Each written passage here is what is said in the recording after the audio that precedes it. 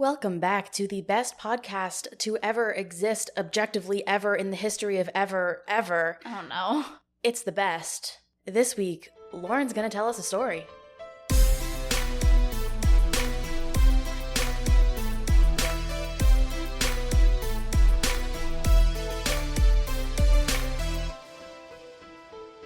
Hello to everyone who's here listening to an educational podcast who thinks that they know more than us. You don't. You definitely don't know more than me. So we're here to educate you, so welcome back to HYPERFOCUS. So that you can at least try to keep up with us a little bit. Yeah, I mean, it's good to try.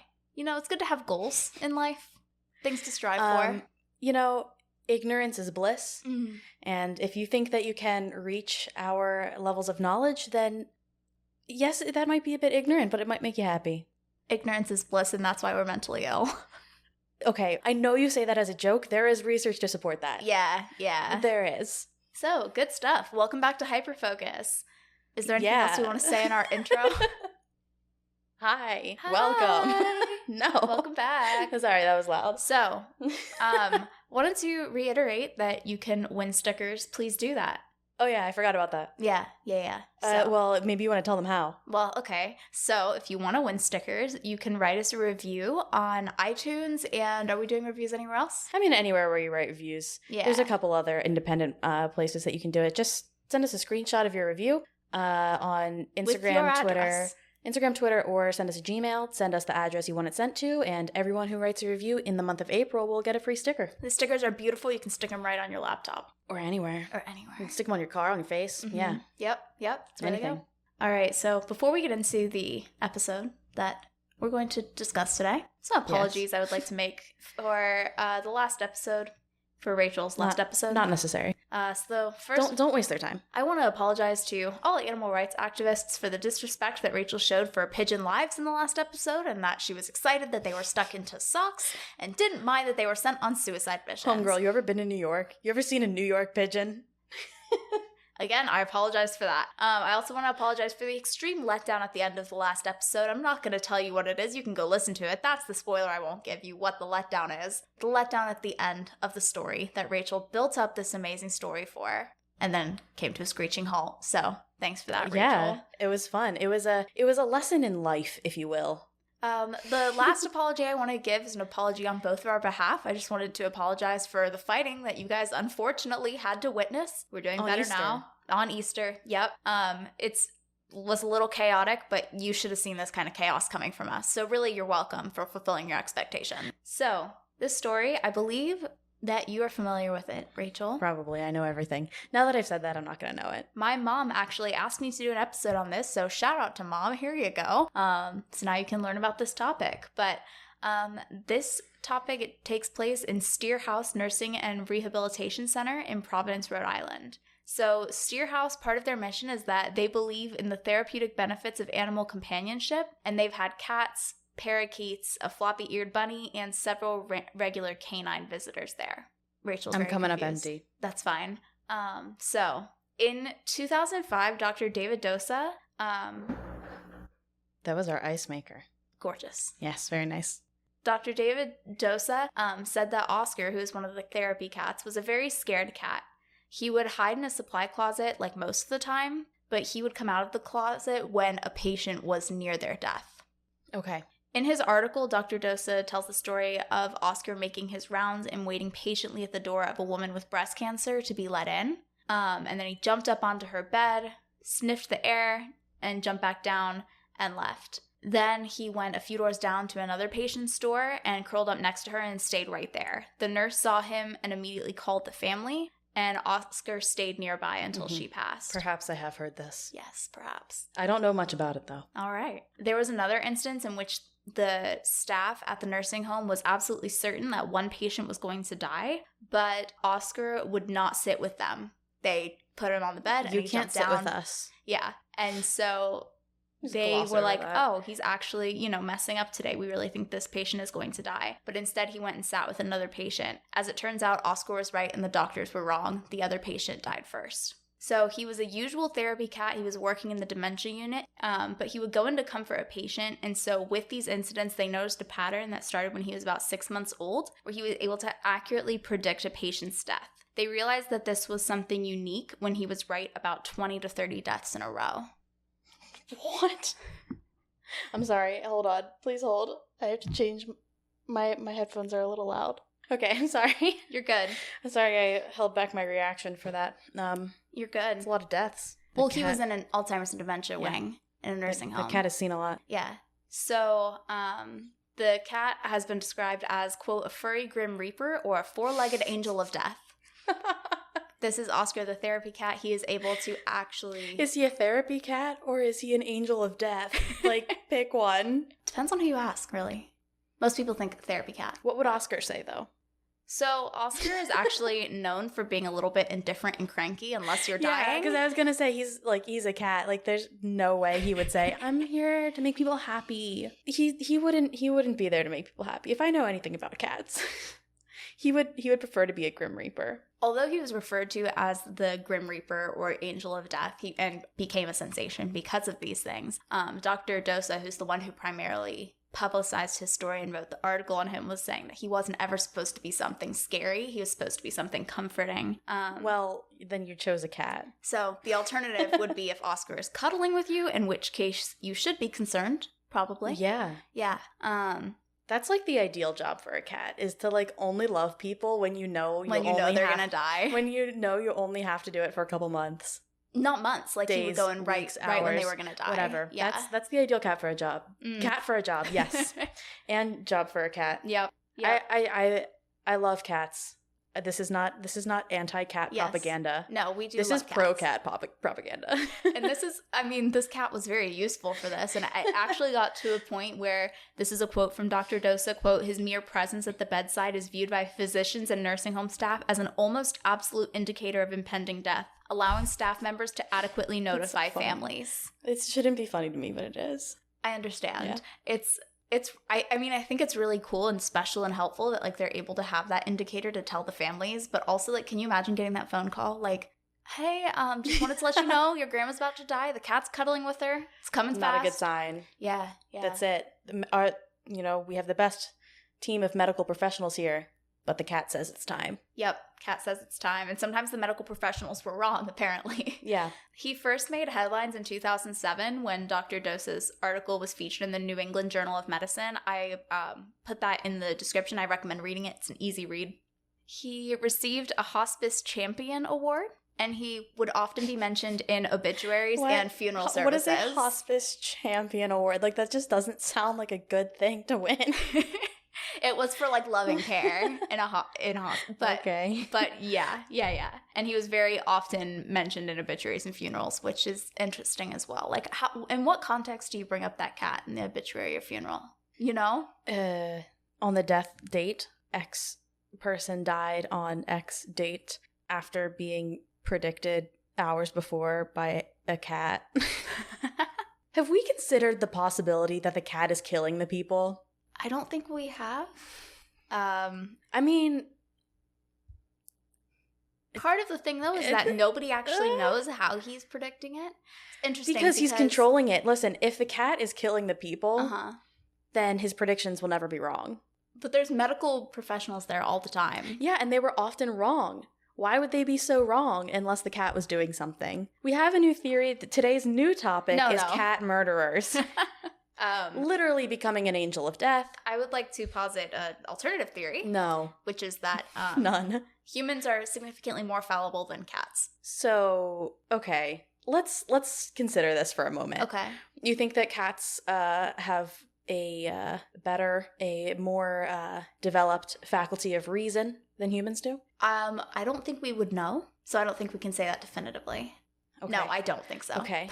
So your theory doesn't hold up. Mine does. There's no evidence that he was killing people. There's very good circumstantial evidence, though. And there's no evidence that he wasn't killing people. You better watch your words or he's going to come see you. You think I couldn't take a cat? Fight to the death?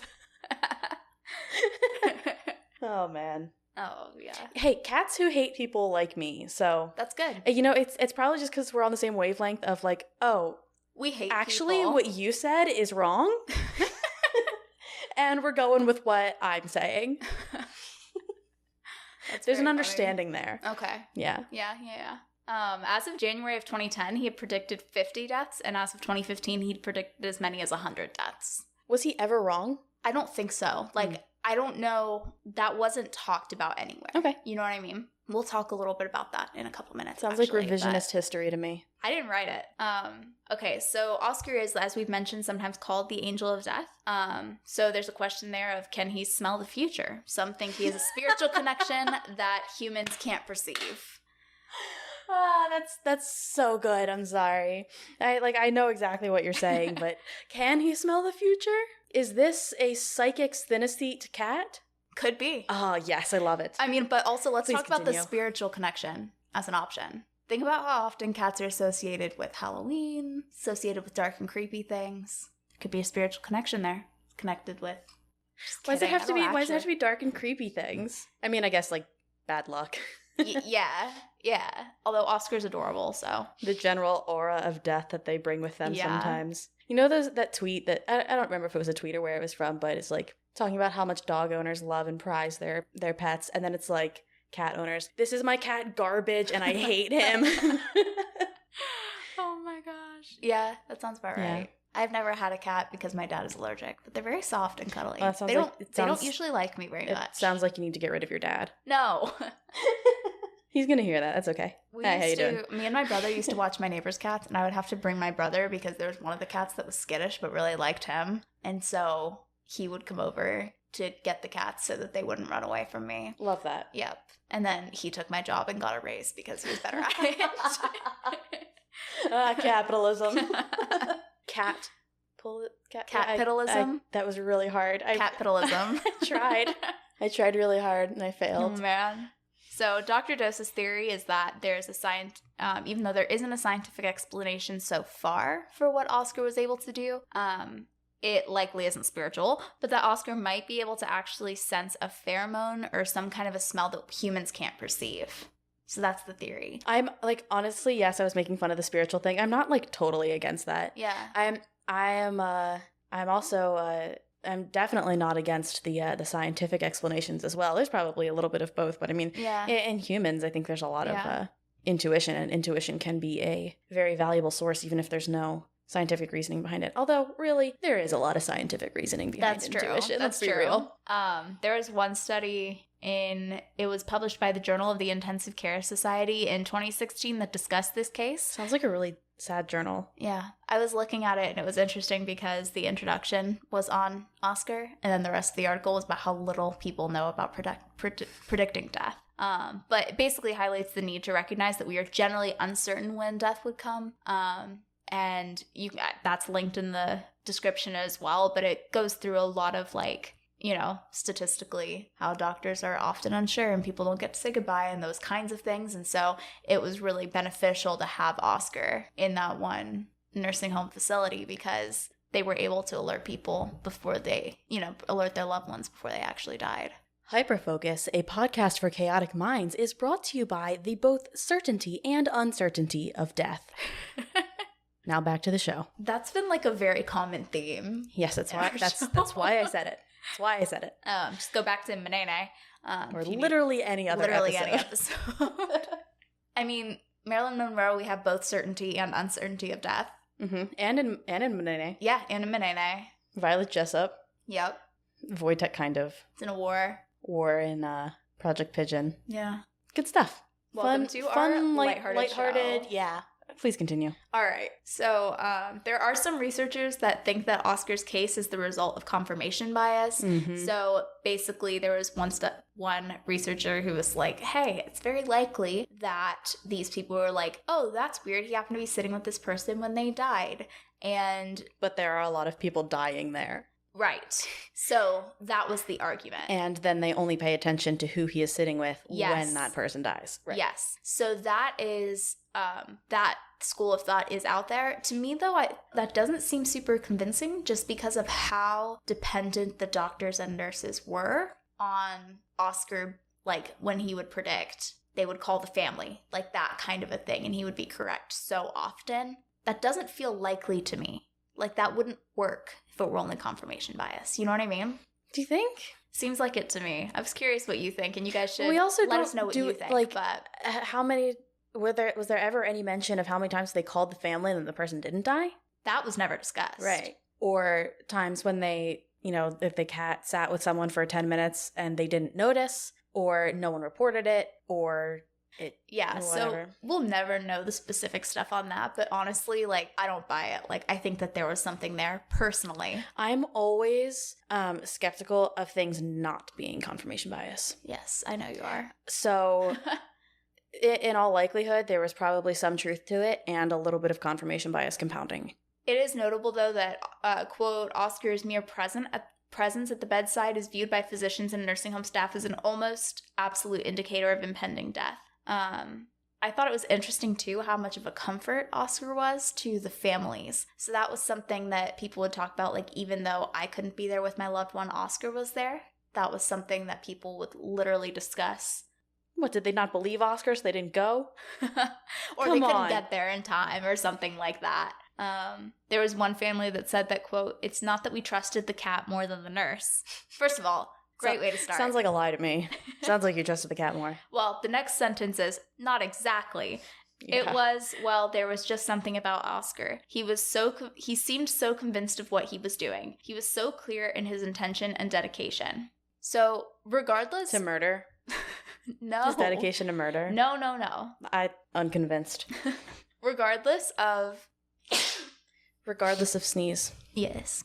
Regardless of how exactly Oscar knew to be there, if this was confirmation bias, if he smelled death, if he had a connection with God and knew where to go, regardless of what was going on here, Oscar was there to comfort people in their last moments and to help them, like, in that passage to death. So, like, I think regardless, like, it's still a really sweet thing, and he still did a lot of good for those families. The one question that was raised in a lot of different articles was if this is something that other animals can do as well, and if most cats just don't have the opportunity Oscar has. No, I genuinely think that animals do kind of have that ability. Whether it's to the same extent as humans do, I am doubtful. But I think... I think it's not that they necessarily have less opportunity, which, I mean, yes, that's true. I think most cats don't care.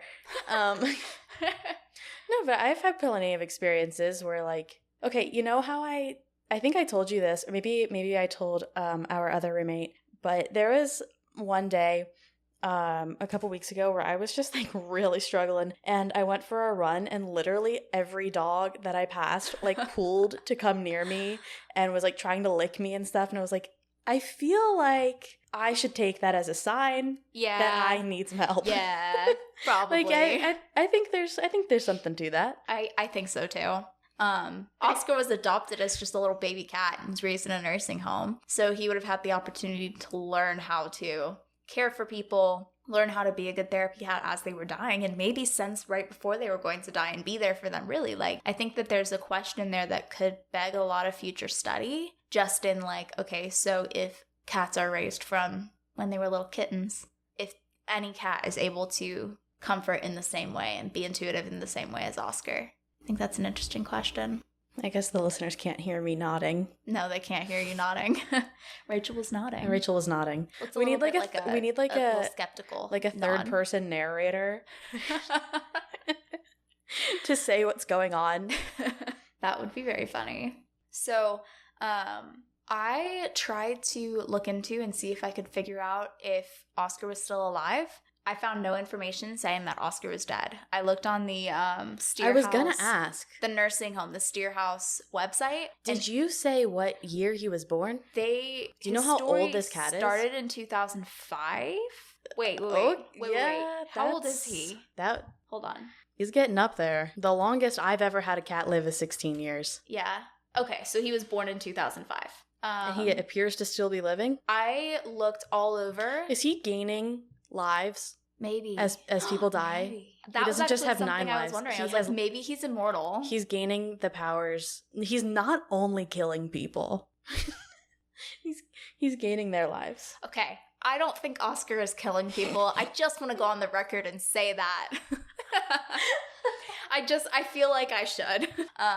Do you think that people are taking me seriously when I say a cat has killed this many people? No, I just wanted to go on record and say I don't think so. I don't think they're taking you seriously. Thank you for clarifying the most obvious thing ever. Yeah, you're welcome. But, oh yeah, so this cat, if he is still alive, he's got to be about 16. The Steerhouse website said that he was alive. So, but it also didn't look like it had been updated in a little bit. So I couldn't tell if he, like, I didn't think that was definitive, but I didn't find any information on him dying. And I figured that they would have had some kind of a tribute to him. He went and laid down by the website for a while. So the website is dead. There's no updates. That's a terrible joke. It's not good. It wasn't a joke. You're horrible. They just put his picture on it and it was like, nope, done. My computer's about to die. Yeah, honestly. So Dr. David Dosa, who was the researcher we've been talking about throughout this from Brown University, he also wrote a book on it called Making the Rounds with Oscar. You can buy that and read that on Amazon. Part of the reason that he did that is because when he initially published that first article, people kind of took Oscar as, oh, Grim Reaper, creepy, murdering people like you. And he was like, no, the point of this is so much more him comforting the families and being there with people as they pass. So he wrote the book to more fully tell Oscar's story. In all seriousness, yeah, both of those things are not what I'm most interested in. Neither the idea of him killing people or the idea of him comforting people, but just the idea of spirituality, intuition, cats knowing things humans don't. Yeah, it's very interesting. But interestingly, Dr. Dosa's main goal with this was to identify how people cope with death. Mm-hmm. So I think that that's really interesting. I'll be interested to see if he comes out with more in the future on oh yeah, it was very important to them to have Oscar there because of this. It'll be interesting to see what he says when Oscar dies about how he copes with death. Yeah. With the death of Oscar. Yeah, and how the nursing home does and that kind of thing. Yeah. That's the information I have for you today, Rachel. All right. Well, thank you very much. You're welcome. It was a good one, but I think Oscar has just walked in. Yep. So I think that means it's the end of this episode. That is what that means. He has just killed our episode. I think Oscar might give us enough time to tell them all about where they can contact us. So from beyond the veil. Yeah.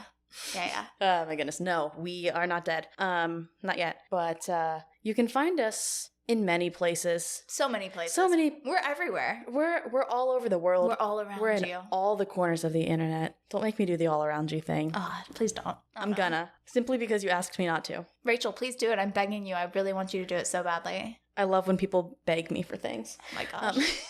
Yeah, you can find us because we are all around you. I think that only works if you're wearing headphones. I heard it. Well, you're wearing headphones. But yeah, we are everywhere. So keep an eye out for us. For example, Instagram. Where on Instagram, Lauren? At HYPERFOCUS Pod. What about Twitter? HYPERFOCUS_pod. TikTok? HYPERFOCUS Pod. No way. We're there? Yeah, we're there. That's awesome. Yeah. Reddit. What are we on Reddit? I honestly don't even know. I think it's HYPERFOCUS Podcast, but don't hold me to that. Just go find us. Just do a little research. Come on. Yeah, we're making it so easy for you, but you can also send us an email. HYPERFOCUScast@gmail.com. You can also find us on Facebook. We have a Facebook page and a Facebook group. One, you can like and follow us. The other one, you can join us and talk about these things. Yes. Or honestly, even your own hyperfixations. Oh, yeah. Where is that, Lauren? HYPERFOCUS: a podcast for chaotic minds. Yes, hopefully Oscar doesn't come to that page. That would not be good. We can't post a picture of him. Well, if he comes, hopefully he's indifferent and cranky towards us. Just not cuddly. I love an indifferent and cranky cat. Oh, yeah. Oh, my goodness. All right. Well, it was wonderful. Yes. Talking to all of you today. Yes. Thank you for coming. We love you. I don't know why that just sounds so weird to me. Talking to you. Thank you for coming. There's no physical space. We still love you. We transcend time and space. So thank you for joining us. Stay chaotic, babes.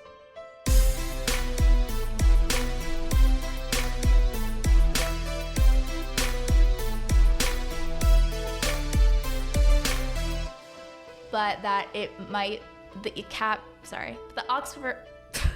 Words.